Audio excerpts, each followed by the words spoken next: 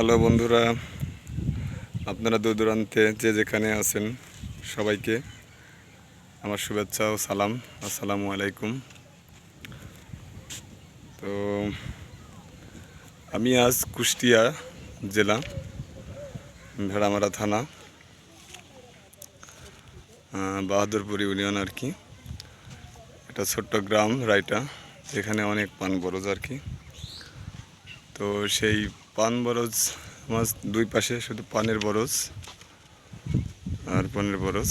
দেখুন তার পাশে কিন্তু বালুর চর।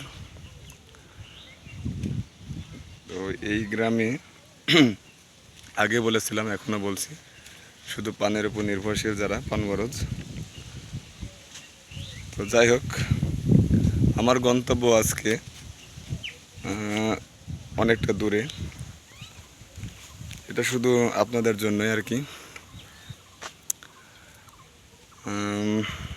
এই গন্তব্যে আপনাদের জন্য আর একটা নতুন ভিডিও করতে যাচ্ছি আর কি। সাথেই থাকুন। আসলে এখানে কিন্তু গত বছর এই অঞ্চলটিতে একটা বড় ধরনের আর কি দুর্যোগ, আর কি, যা প্রাকৃতিক দুর্যোগ হোক আর মনস্তাত্ত্বিক দুর্যোগ হোক, যেটা ঘটে গেছে আর কি, সেটা আর নতুন করে কিছু বলার নেই। গত বছর এইসব বরজগুলো সব আগুনে পুড়ে সব শেষ হয়ে গেছিলো, হয়তো বা কারোর মাধ্যমে হোক বা কোনো প্রাকৃতিক উপায় হোক আর কি। বরজগুলো নষ্ট হয়ে গেছিলো, পুড়ে গিয়েছিল।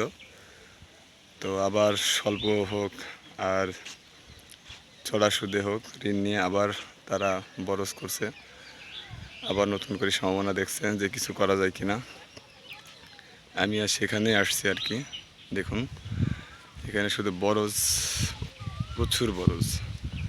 এই এই এই ঠিক গত বছর এই সময় আর কি সব আগুনে পুড়ে প্রায় আপনার 4 কিলোমিটার বাহাদুরপুর পর্যন্ত আর কি পুড়ে শেষ সারখার হয়ে গিয়েছিল গত বছর। সেই সময় গত বছর আমিও আনসার থেকে স্বেচ্ছাসেবক হিসাবে আমিও কাজ করেছি আর কি। তো যাই হোক, দেখছেন কি অবস্থা, এটা আসলে বলার ভাষা নাই। বরজ কিন্তু উপরে দেখা যাচ্ছে সব ঠিকঠাক, কিন্তু ভিতরে সব নতুন করে আবার চারা লাগানো হয়েছে। তো